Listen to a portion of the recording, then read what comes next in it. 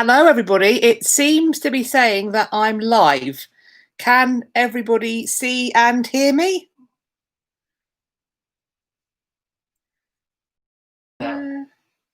No? Yes, we're live now. Sorry, Jamie is sitting over there holding Gabriel, who's having some food. This is the first time I've gone live. This is very exciting and a bit nerve-wracking. Thank you all for joining. Oh, the chat is rolling in. Hello, everybody. And also a massive thank you. Again, 50,000 subscribers, just over 50,000 subscribers, super exciting. Thank you as well for all of your really kind messages about the birth of Gabriel. We are exhausted and over the moon, and he is tired and emotional and sitting over there going to probably have a little bit of a cry. So I'm going to stay on for as long as he will permit me to stay on, but unfortunately, he is now the boss of me, or rather, not unfortunately, we're very excited that he is in charge of our lives. And yeah, so this is a live stream. And I suppose, thank you, the congratulations are so lovely. That's so wonderful. And it was my birthday as well. It's been a very busy week. I'm quite tired, I'm quite addled, but we are going to crack on. And I wanted to start off by posing a question.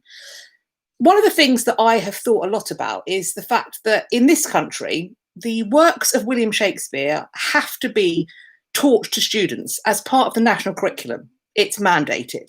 So William Shakespeare's works, he is the only author for whom this provision is made. It's not made for any other topic or any other author.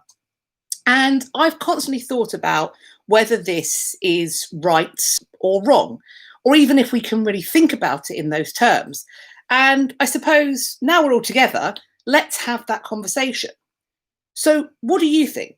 Is it right that every child in the United Kingdom is effectively forced to study Shakespeare, not in drama, but in English literature?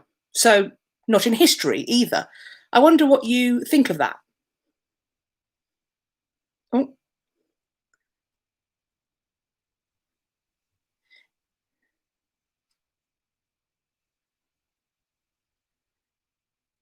I suppose my thought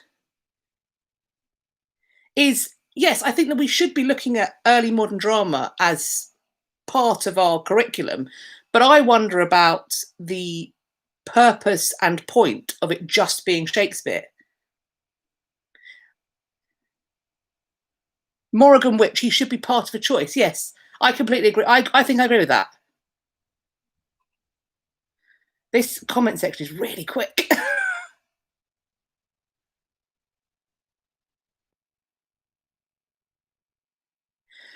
I think that the issue is for me that obviously Shakespeare is put down as being one of the greats, isn't he?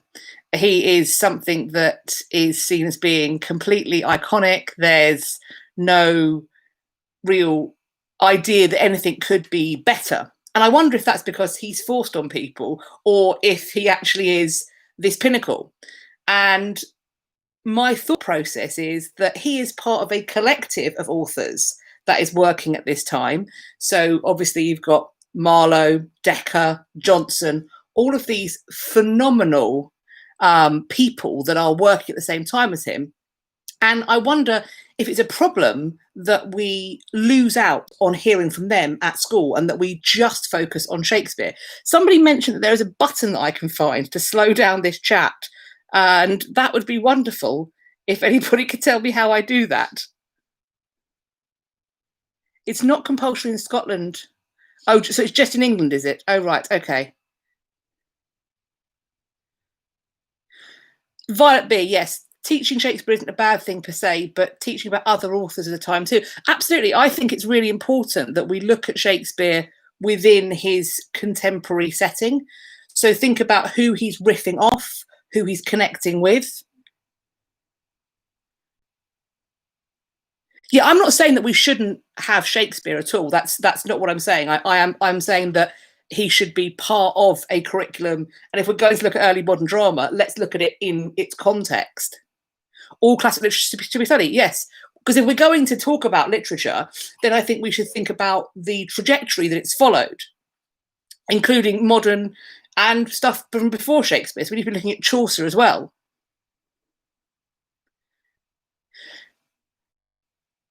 Sarah Calander, you say colleges and universities expect students to have studied him. Absolutely, it is. It is part of that literary. However, what I will say is something that I think is potentially questionable is that when you turn up to university to do English literature, depending on the university that you're in, depending on the course that you're studying, you can feasibly avoid Shakespeare. Had I so chosen during my undergraduate degree, I could have studied one Shakespeare for 1 week in my first year. And that was the only thing that was mandatory.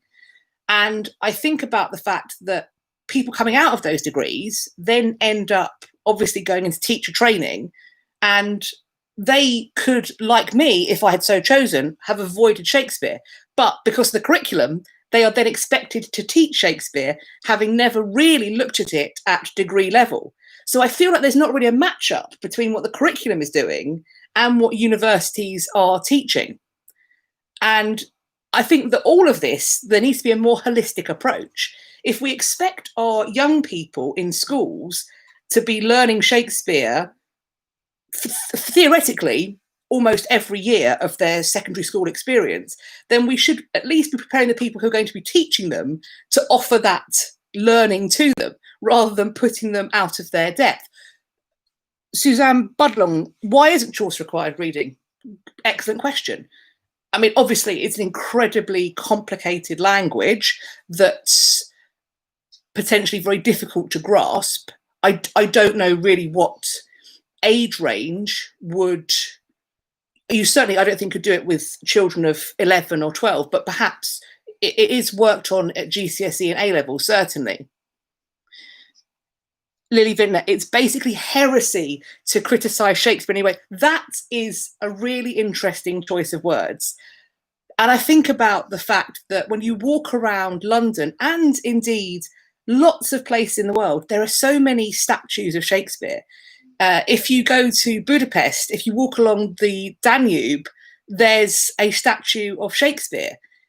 Shakespeare has gone global, and Shakespeare sits on plinths. And obviously, over this summer, we've had a lot of discussion about statues and what should remain standing. And this is a really interesting time to have this conversation. What does it mean to put Shakespeare, or rather our perception of Shakespeare, or a politicised physical form of Shakespeare, in a statue? Is it telling us anything about Shakespeare? Is it telling us more about the person who's commissioned that statue, or the community that's commissioned that statue? And what does it do? By putting him up on that pedestal, what does it do to his work? And for the students approaching it in literature, the actors and directors approaching it for the stage and for screen, that notion of heresy, what does it mean for us when we want to approach it and cut the text, or provide an unusual edit or an unusual interpretation? Does that somehow prevent us from engaging with that material in ways that could be arguably more interesting? We can't, because we've raised it so high. Yes, Rhonda, I think that's a problem.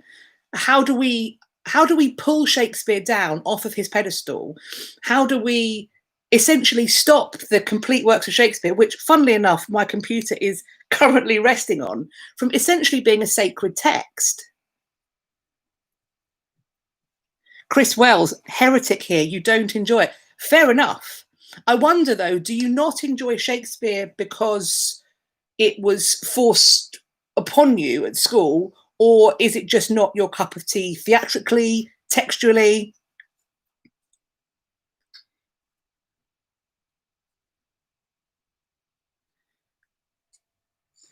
And I think the thing is that if Shakespeare isn't your cup of tea, there's a lot of people that would say, oh, well, that again is heresy. We don't have to love Shakespeare.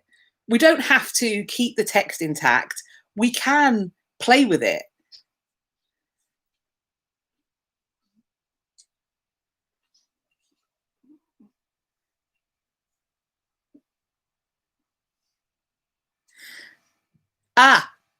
Jean Willis, you have been watching Upstart Crow.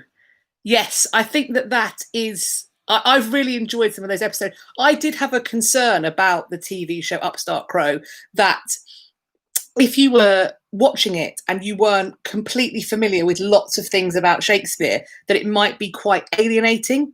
And that's another thing, I think, with putting him up on these pedestals, building the statues and having these fun in jokes like Upstart Crow, it can be incredibly distancing and alienating for people. And one thing that I constantly think about is that Shakespeare, the works of Shakespeare, have been translated into so many world languages, hundreds of world languages. I can't even remember the complete number, mostly because of baby brain. And if it lives in translation and is performed in translation and has become part of a cultural zeitgeist that is no longer its origin point, who owns it? And into Klingon, absolutely. I do in fact have a Klingon Hamlet on my bookshelf. Excellent point, Geraldine. It has been put into so many languages. So who has the ownership of Shakespeare? So when we're being told that you can't do that with Shakespeare, that that's heresy, that that's anachronistic, who gets to make those choices?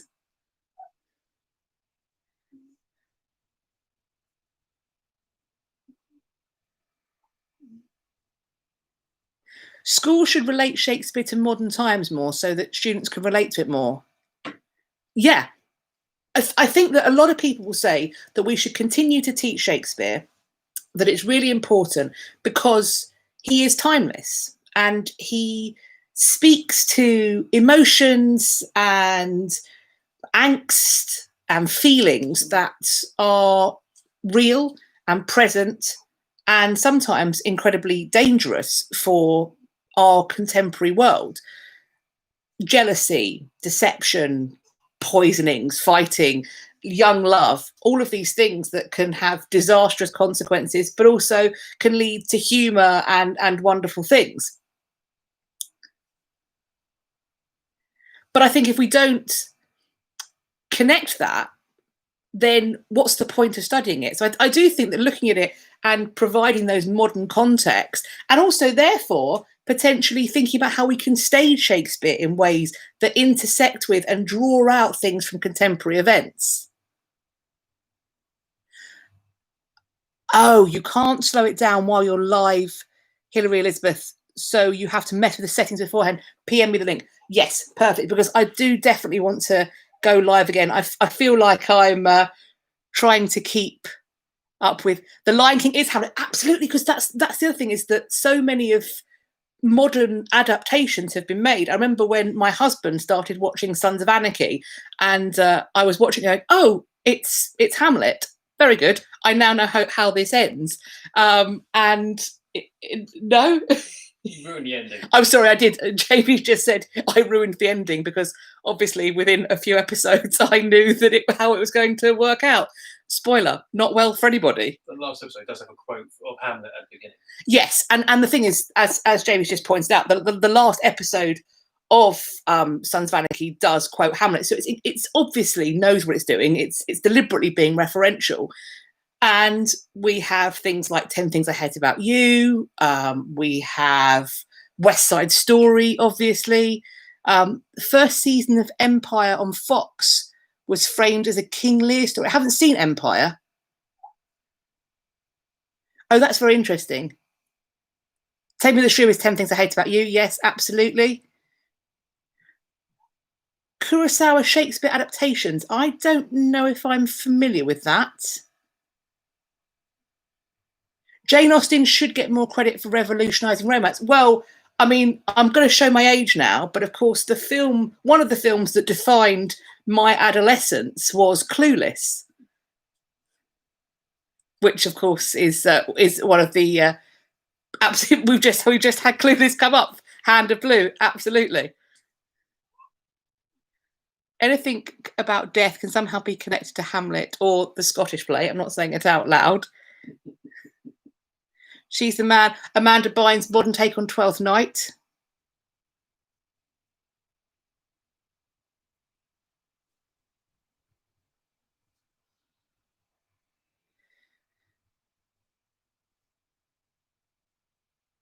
Right, I'm definitely going to make a note of. Well, actually, I'm going to get Jamie to make a note about Kurosawa's Throne of Blood. I need to look at West Side Story is based on Romeo and Juliet. Lily.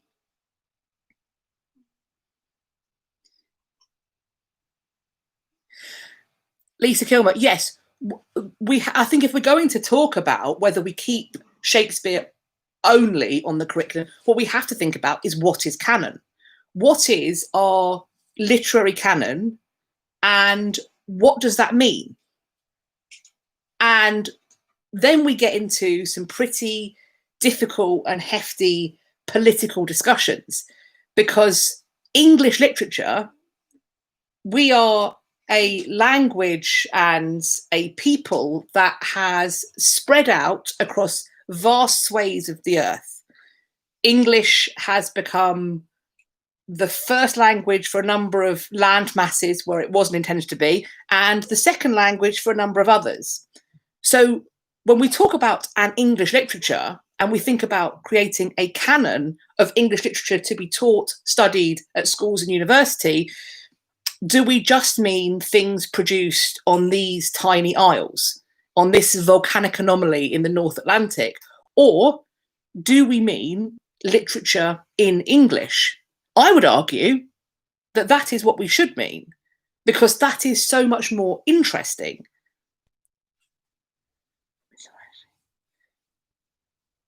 The Much Ado About Nothing with Emma Thompson and Kenneth Branagh, I thought that was lovely, and everybody was very, very beautiful in that. A canon of 10 Danish authors. Wow. Okay, so that's tied to what's done there. Lisa, yes, absolutely. When as part of my GCSE studies over here, The Great Gatsby was on there. So was Arthur Miller. So there was a lot of American literature. The Grapes of Wrath were integral to the study of literature. I believe now the curriculum has changed. So English literature specifically means texts produced in Great Britain, which I think is incredibly limited. This sceptred isle, this throne of kings. I mean, I'm not going to say that I wasn't tempted. I might say that I was tempted to say that. Lord of the Flies and Catcher in the Rye. Yes. We have to think about what we want our young people to take away from these texts they studied. I think that's a really, really good point. I think that increasingly, in terms of all subjects, but I do believe particularly the humanities, so literature, history, art, philosophy, ethics, RE, whatever you call it, I do think we need to discuss and come to terms with what we want these subjects to do. And to my mind, they are a great way to create critical thinkers. And I think that is what we need. We have a desire and a place in the world, and I think a responsibility to our young people to give them the tools to interact with media. Because, oh, Gabriel's having a little cough. Because in this present time, they are being absolutely bombarded with media from dawn till dusk, and sometimes all through the night. It's on their phones, their computers. They are hit with text and image and narrative that isn't necessarily being shaped and presented with a benign ideal. They're being sold constantly. And ideally, in their educational environment, they should be given tools to wade through that stuff, to look at text and image and think about things like polemic, propaganda. And we can show them how to do that by looking at things like Shakespeare and also history texts, the chronicles and reports of the time. We can ask them to think about what somebody was intending by doing this. And by presenting them with all of these different ways of reading text and image and object, then when it comes to an advert on the television or a news article or a party political broadcast, then perhaps they can approach it with the same critical thought. It's giving them the tools, I would say, to be effective citizens within democracy.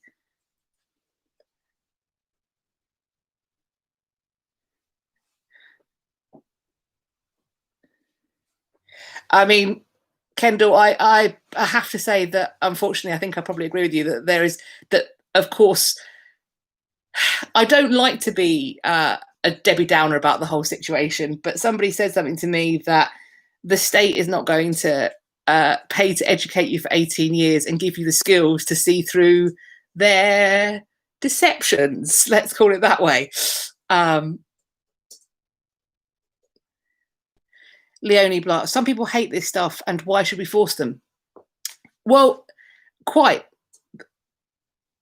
I wonder about the educational styles. People are good at different things, but at the same time, I think that a comprehensive education in its most specific meaning is that children are given the option to engage with it. Kids might hate math, as Shannon says, but they need it. Do we necessarily need to put the pressure on it? I think the real issue is that we have a value system. So somehow maths and sciences are valuable, and increasingly the humanities are less valued. And I think that that's inherently problematic. And of course, I'm massively biased because I love working in the humanities and it's my great passion.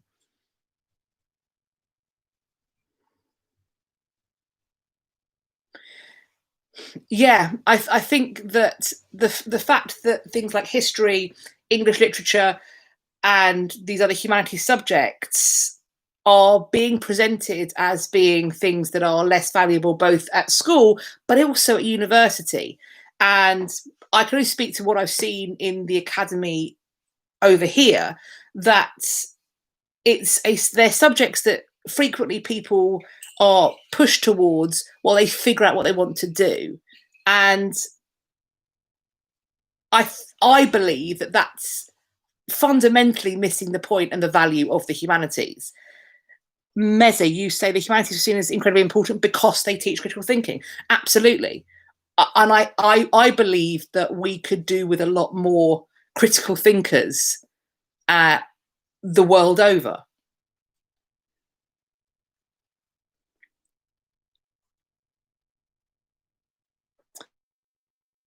The humanities are full of questions and ideas that are not defined and change with every generation.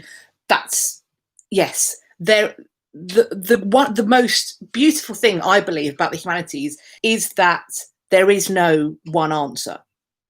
There is constant interpretation. So when I talk about the things that I talk about on this channel, when I look at the biographies of people, there are things that are perhaps established or recognized as being evidence-based, but how we interpret them, we might look at a letter that's been written and the letter itself can be taken verbatim as this was written by such and such a person.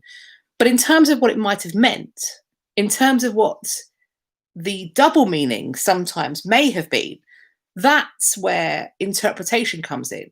That's where critical thinking comes in. That's where knitting together a narrative where fact and interpretation sit alongside each other to create an impression, an interpretation of the past is really important.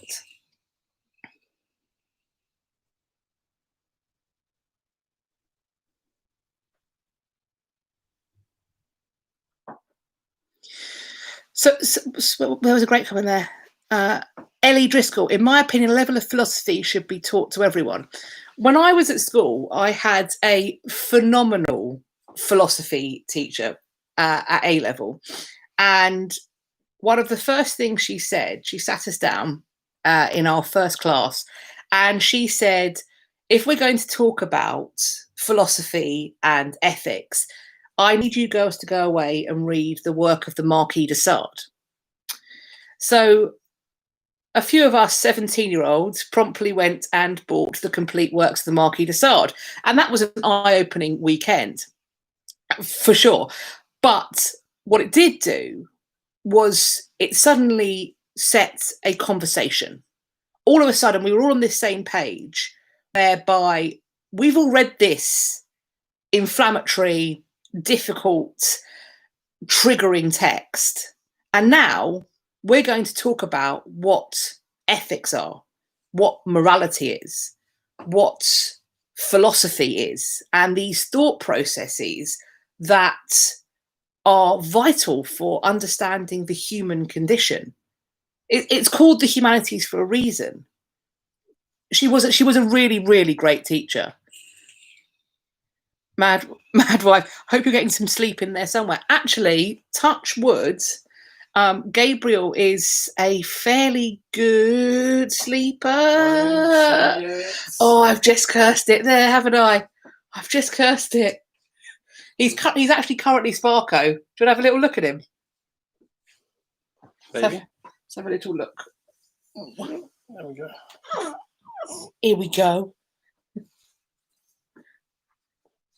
Don't jinx it. Yes, sleep when the baby sleeps. Yes. He's a very lovely boy.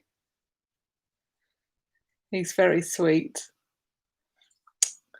He did give us a little bit of a scare earlier this week because we thought, oh hello dear, we thought that everything was going beautifully with feeding, but it turns out that actually he has a posterior tongue tie, so he'd lost a little bit too much weight.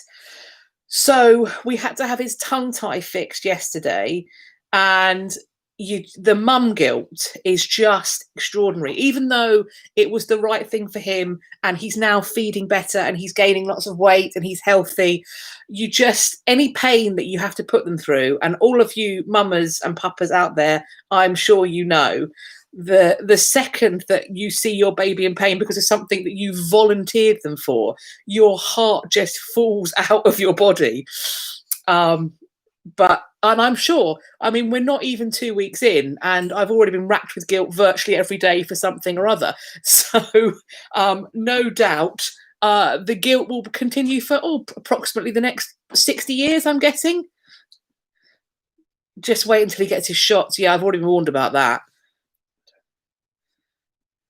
But yes, we're feeding like champions. He's just enjoys sleeping, pooping, and eating. He's a newborn.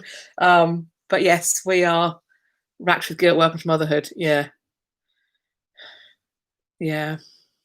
It is all about the poop.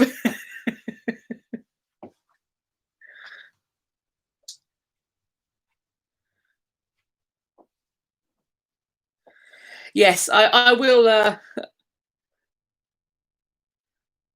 welcome to the next 50 years. Yes, I am trying to be gentle with myself. We're both trying to be gentle with ourselves. But Gabriel was a very, very much wanted baby, and we were for a little while worried that we wouldn't be able to have him, which is one of the reasons why I was quite secretive about it. And being completely honest, being pregnant during a pandemic, 10 out of 10 would not recommend, because your anxiety is just through the roof. You want everything you want the best, of course, for your child, and particularly when they're inside you and you are the vessel that has to keep them safe in a world that feels utterly terrifying. So if anybody currently is expecting a child, whether you're pregnant or your partner's pregnant, you have my utmost sympathy. It's an incredibly tough time. It's really important that you empower yourself to ask for the support and help that you deserve, because nobody signs up to deal with it at this time. As however wanted that baby is, nobody signs up to have to deal with the loneliness of being pregnant during a pandemic, of having to go to scans without your support person. It's really tough.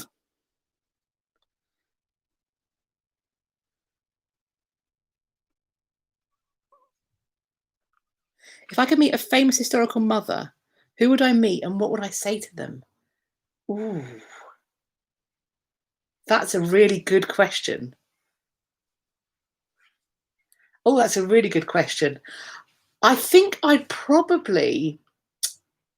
want to have a chat with Caroline of Ansbach, because she's the wife of George II, and famously she hated her son Frederick. And they, in fact, when her father-in-law becomes George I, they come over to England and they leave poor Frederick over in Hanover to sort of sit in their ducal seat. And they leave this boy there. Unsurprisingly, he feels somewhat abandoned by his parents, and the relationship never recovers. And I wonder what she must have felt, because Caroline of Ansbach, after her last pregnancy, we think something happens where she probably has an umbilical hernia or some sort of hernia that eventually begins to strangulate. And I hope nobody's eating. If you are, either step away, mute this, or pause it, because what we think her doctors do is, rather than cutting the skin and pushing the hernia back in, we think they snip the herniated bowel. So essentially, she dies because her bowel has been ruptured. But she won't allow her son Frederick to come and see her on her deathbed. I'm sorry, the turtle owl. There you go. I did say that this is not the one.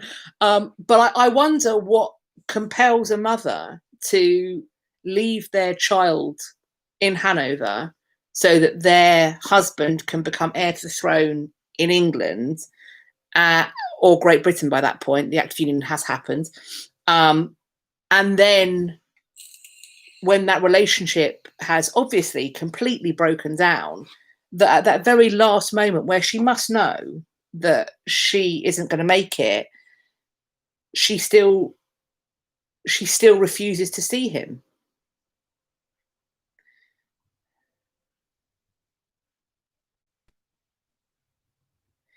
Yes.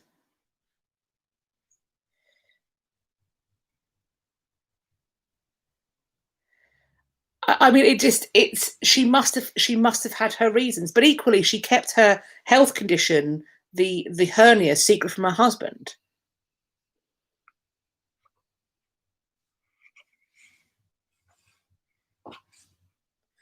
Wow. Vicky, I know a woman who never forgave her only child for the pain he caused her when he was born. She wouldn't allow him near her. Dear, oh dear. That sounds like, to be honest, profound trauma that was never properly associated or dealt with.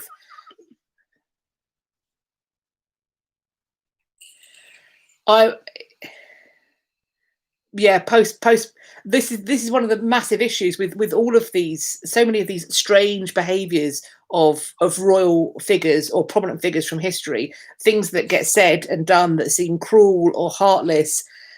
We have to wonder how much of it is an undiagnosed mental health condition, don't we?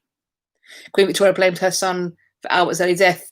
Yes, grief and shame and depression can do alarming things.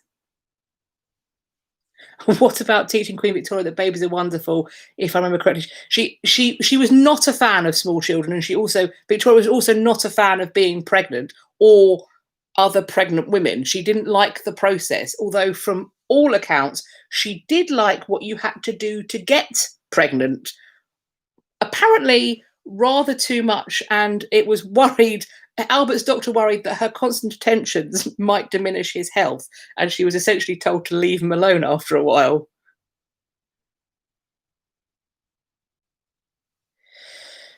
wonder if the mums, if they had to keep a distance in case their children were killed. I mean, when we look at the TV show Game of Thrones, I was thinking about, somebody asked me about ranking historical dramas from least to most accurate. And there are some that purport themselves to be historical dramas that I would say arguably are far less accurate in terms of what history was like than Game of Thrones. In many ways, you might get a fairly good idea about the particular machinations of the time by watching Game of Thrones. And the phrase that Cersei says, in the Game of Thrones, you win or you die. If we look at things like the Wars of the Roses, if we look at the rise of Henry to become Henry VII, what Margaret Beaufort does, she ensures that her son wins the Game of Thrones, because if he hadn't, then he'd be dead. The accuracy of the Tudors. Oh dear. In some respects, it follows the history. It's odd that Henry only seems to have one sister that we see, that she's the only one that's mentioned. And also they marry her off to the wrong aging king. She marries, in the Tudors, the King of Portugal, whereas in reality she marries the King of France. And I'm not 100% sure why they made that choice. Unless, of course, it's because they didn't want to confuse things, because they then have Henry meeting Francois. I'm not sure why they chose to marry her off to the King of Portugal. They might be elapsing the time a little bit. Yeah. Yes.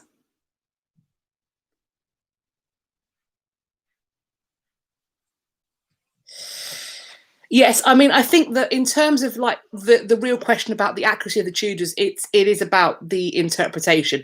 There's a lot of it's a bodice ripper, so it's going to have those issues that come with being a bodice ripper. That the driver is south of the waistband in terms of character development, and when script writers are working on scripts about historical figures, they're going to bring their own interpretation to it.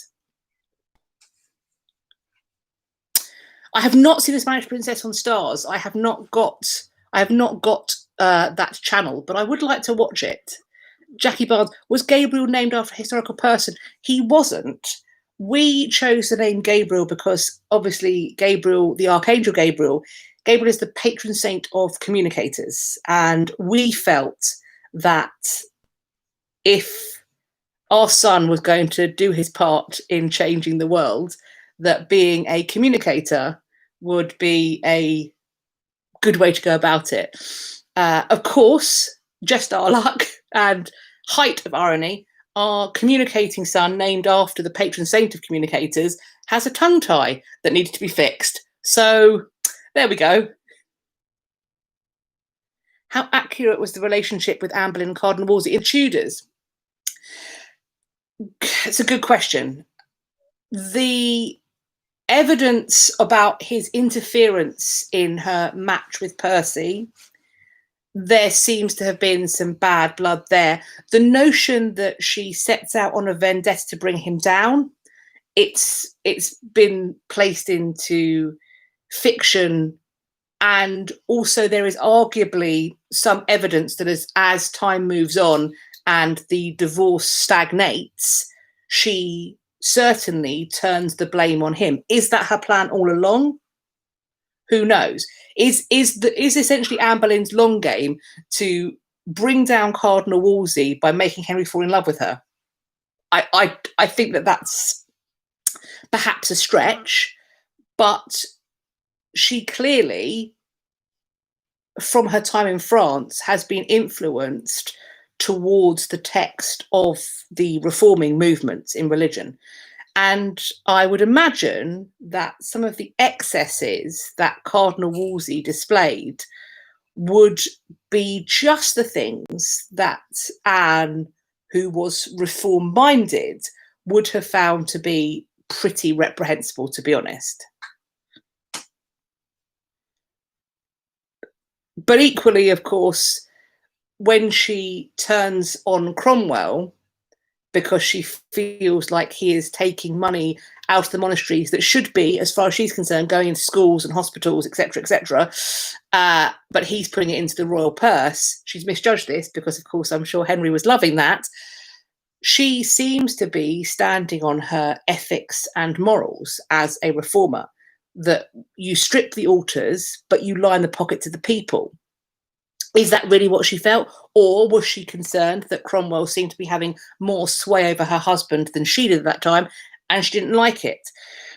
It's really tough to say what somebody's true motivations are at 500, 600, 700 years of remove, because we don't know. We can look at the evidence, and I suppose how you interpret that probably has much more to do with what you think of them yourself.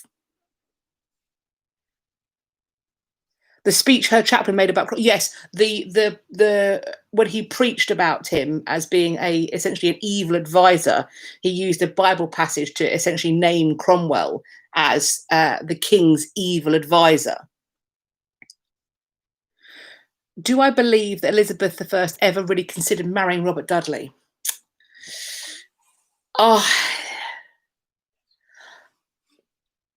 I think it was something that probably crossed her mind on occasion. I think that perhaps even when her cousin Mary Queen of Scots married for love Lord Darnley, that perhaps there is a truth to it that Elizabeth was considering doing the same with Dudley.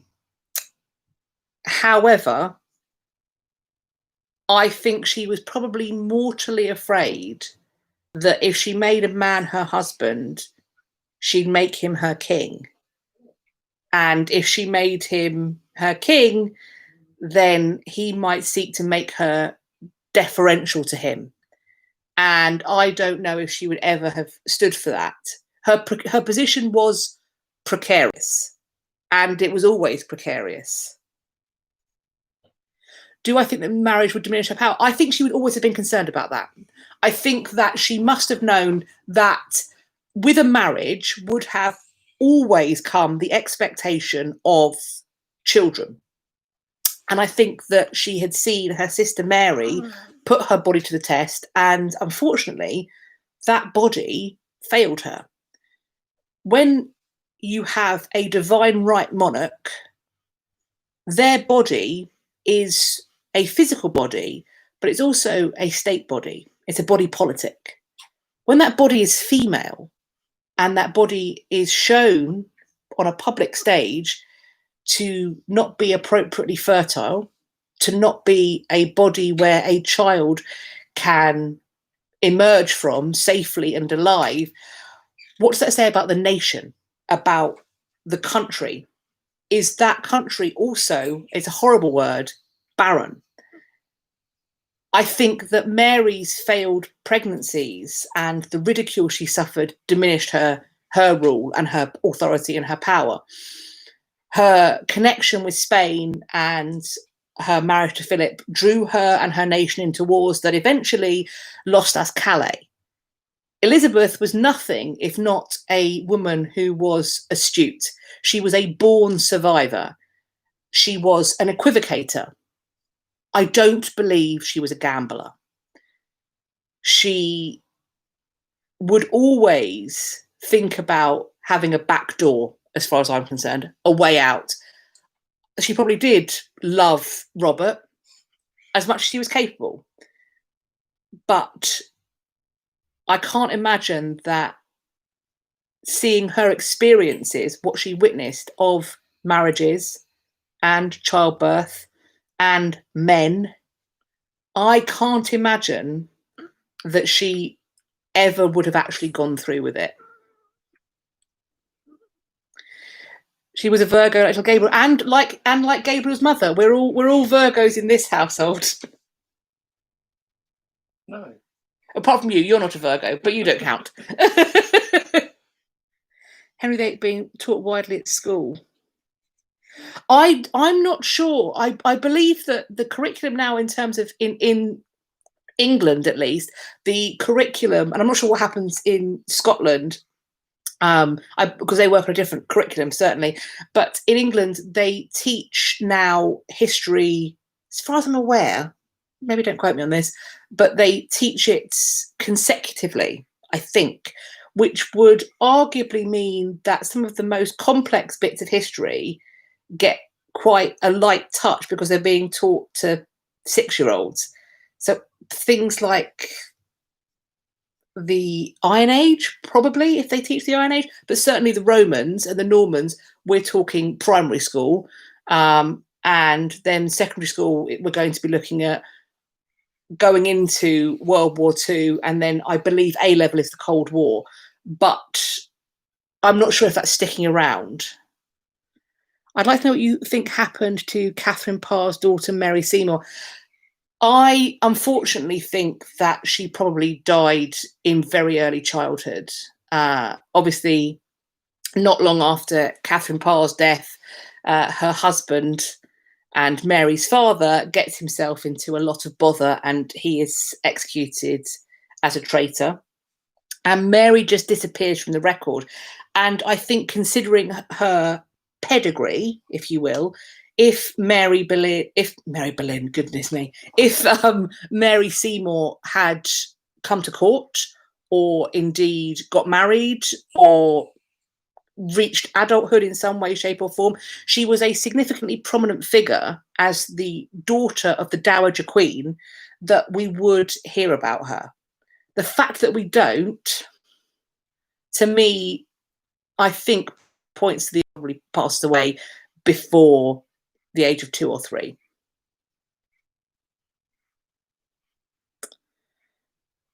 Honesty and truth. My views on the Prince of the Tower, Richard III, guilty or not. In fact, I have made a video already on Richard III. The idea that, did Shakespeare make a murderer out of Richard III? Was he framed by Shakespeare? I much with many of these historical mysteries and debates, I don't have a massively vested interest in it. Is it possible that the princes survived? Yes, it's possible. I'm inclined to believe they didn't. And in the likelihood, as far as I'm concerned, they died during the reign of Richard III. That doesn't mean he killed them. I think there's a possibility that keeping 2 young princelings in the stinky, disease-ridden proximity of the City of London was negligent in the extreme. It's entirely possible that those 2 boys caught something like dysentery or even the sweating sickness that maybe caused their death quite rapidly. Yes, the princes were killed in the Tower, murdered by the Tudor faction. Yes, I mean, was Buckingham involved? And if he was involved, whose behalf was he acting on? Was Buckingham acting on the behalf of Richard, either with or without Richard's knowledge, or was he acting on the behalf of Margaret Beaufort and through her son Henry? Possibly. Do I think that Empress Matilda was a good person? So Matilda and Stephen and the Anarchy. I think that Matilda was very aware of her rights as set down by her father to be the Lady of England. She was aware that her father had got all of his nobles to swear an oath to support her as their monarch. And then she came to her country to be crowned as the Lady of England. And she behaved as a monarch behaves.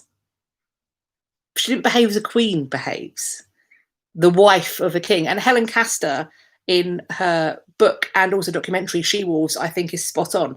I don't think Matilda did anything wrong to a modern mindset, but what she did was she savagely misjudged what the people of this land expected from a queen. And frankly, I think what they expected was impossible, because they expected her to act as a queen consort, but still rule.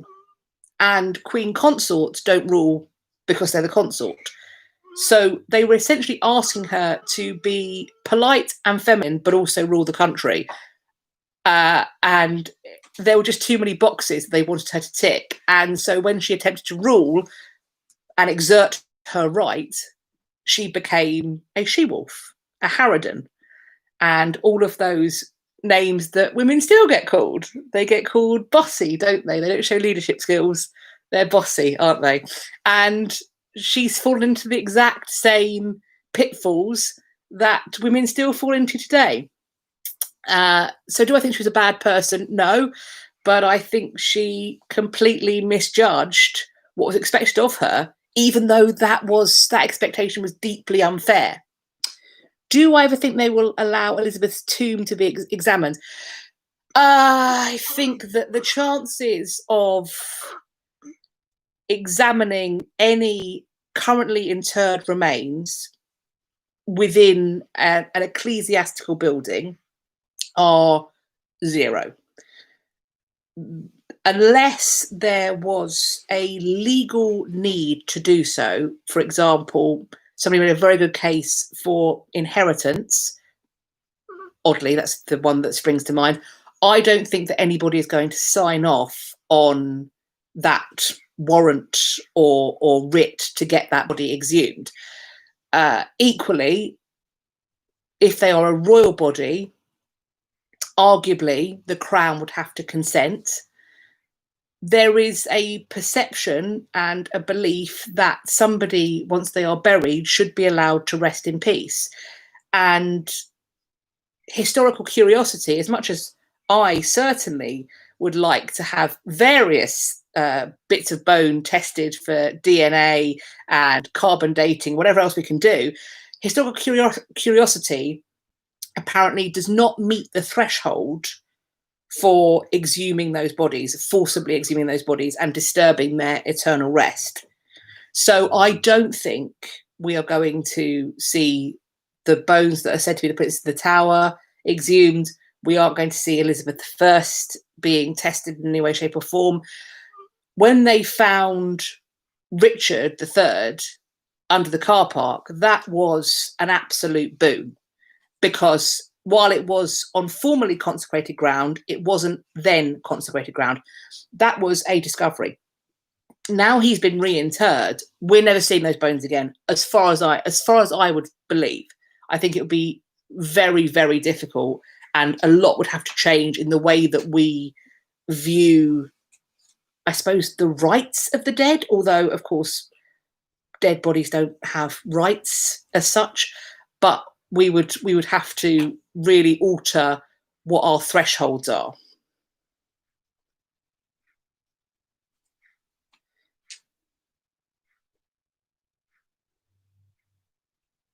I haven't done a video on Matilda, but I think that I probably should at some point. Am I familiar with the Accursed Kings series? No, I'm not. I'm assuming that's books. I have to check that out. I did see the reconstruction of what Richard III is believed to have looked like facially. And also I saw another documentary where they found somebody who had a very similar scoliosis to Richard, and they put him through his paces, because the argument had always been that Richard III couldn't possibly have had a hunchback or a scoliosis spine because he wouldn't have been able to fight in battle. And it was fascinating, this documentary, because with the saddle of the period and the armour, this person who had a very similar spine to Richard III was able to do everything, more than he would have been able to do in a modern saddle, in fact, which was just so fascinating to find out. Would I count Lady Jane Grey as a monarch of England? Well, I did ask this question. Why don't we think of her as Queen Jane? It really depends on this whole proclaimed, acclaimed, and anointed. As if I'm going to be a purist, I would say that arguably at least two of those things need to have happened. So, for example, with Edward V, he is proclaimed and acclaimed king, but he's not anointed. Jane is proclaimed queen. She is not universally in this country acclaimed. I believe she's recognised in maybe 2 places, and she's also not anointed. But really and truly, we don't remember her as Queen Jane because she lost. She was given a crown, but she wasn't anointed with the holy oils of coronation.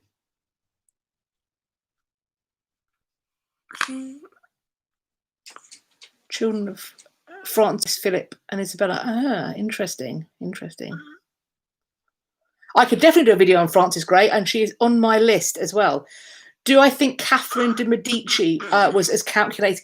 I think Catherine de Medici, like very many people, and particularly women of the time, who we hear about, were exactly as calculating as she needed to be to secure the place of herself and her children in very dangerous times. Robin Hood, myth or history? Oh, okay, good question. Robin Hood, as we know it, I believe is a mythologized version of perhaps a number of potential figures. Oh, Sorry. Dab. We're cleaning him up. There you go. You're good.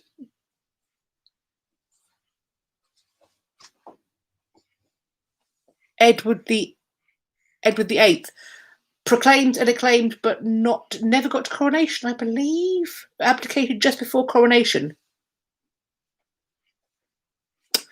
Do I know anything about the Boleyn siblings that died in infancy or early childhood? Not a lot, actually. I can definitely look into that, though. Boudica is, again, outside of my period, but absolutely fascinating. Absolutely fascinating. I'm just trying to... my eyes are working very fast. King Arthur, real or not? Probably not real. But the myth is fascinating. Yes, Tony Robinson did do a documentary on Robin Hood where it talked about the origins of that myth. Do I believe that Mary Queen of Scots suffered from porphyria? I think it's very possible, because there's certainly a conversation about whether James had some of the symptoms. I believe he had blistering fingertips.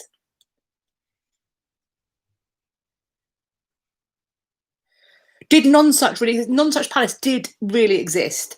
It fell into disrepair, but there is a plaque marking the site, and we believe that it would have been really spectacular and looked incredibly European, with lots of carvings and statues on the walls and reliefs and all sorts of things like that.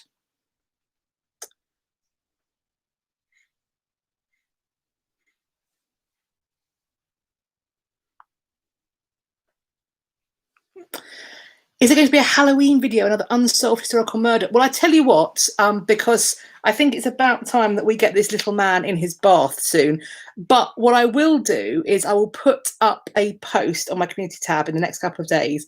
And if you all comment about what historical murder mysteries you would like me to look into for Halloween, we can certainly do that. One last question. Why did Elizabeth hate the Grey sisters? Well, Elizabeth hates the Grey sisters because, while her father's will makes her the heir, she was also a bastard, according to her father's legal statutes. And bastards can't inherit the throne of England. So the Grey sisters, in Edward's will, were the rightful heirs to the throne. And so she hates them because they are always going to be a potential threat. And any children they have, particularly, heaven forfend, they be boys, will, of course, also be a threat. Well, we have been going for nearly an hour. I have had an absolutely lovely time, and I hope that you have all enjoyed this. I will figure out, if somebody can send me how to slow down this chat, that would be wonderful. So next time I do a live stream, I will be able to follow along. People have asked if this will stay up. It may well do. I don't know how that works. So we will find out whether it stays up when I end the stream. But thank you all. And as you can see, Gabriel is clearly fascinated by history, and completely wide awake and engrossed by it. So good to know that as his mother, I'm fascinating him already. It's lovely. Right. Thank you all so much and have a wonderful weekend. Thank you for joining from all over the world. I'm so incredibly grateful.